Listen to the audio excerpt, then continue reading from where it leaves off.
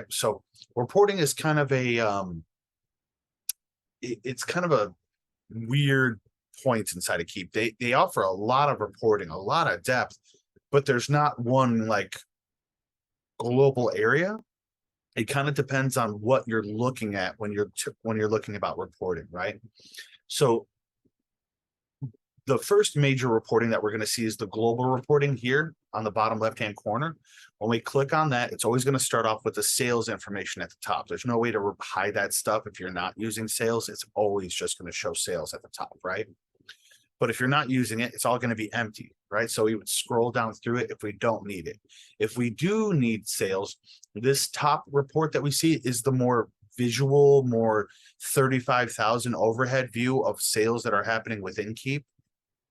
And what this is specifically is displaying is invoices and recurring payments and checkout forms, right? Those are the three ways that we monetize and document payment within Keap.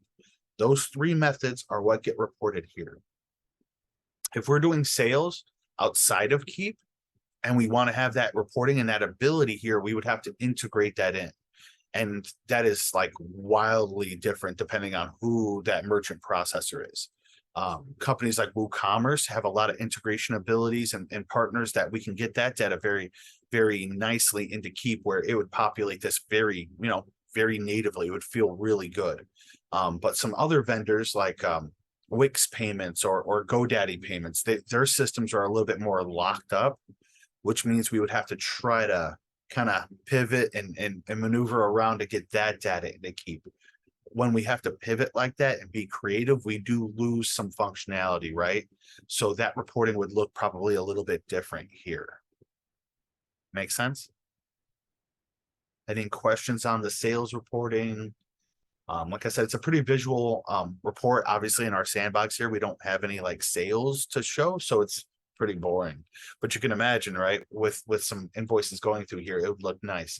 This would give you the percentage of total dollars that the company has made. This is like an aggregate number, so it would break down the total sales amount, around the number of orders that have been placed, give you a nice aggregate, and then that displays the total number of sales within the system.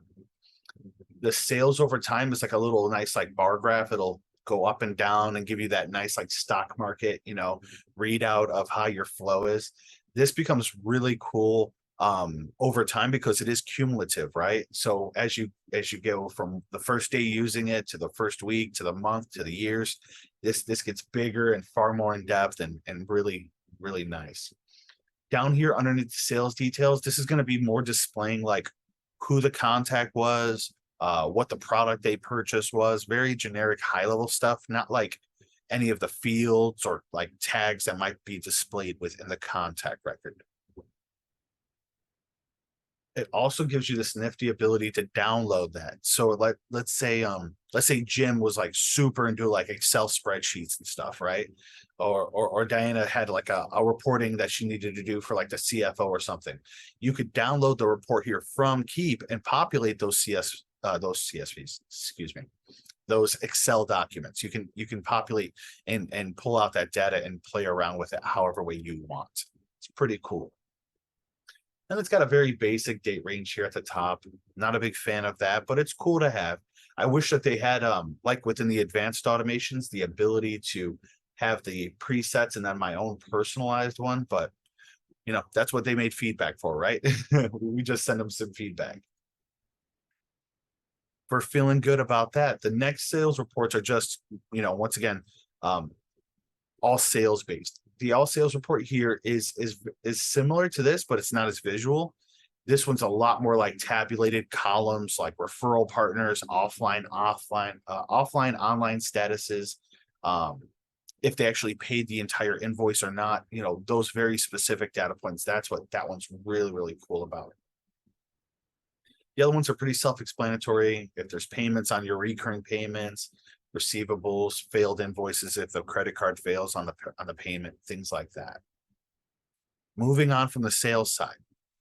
Now we have contact tracker reports.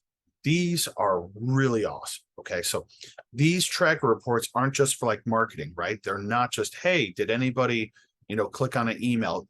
That is part of it, but not all of it, right? We have the ability of tracking when tags get applied to contact records, which is really cool. A singular tag cannot be applied back to a contact more than once, right? So if I got the tag Sergio, right, I can only have that tag Sergio once.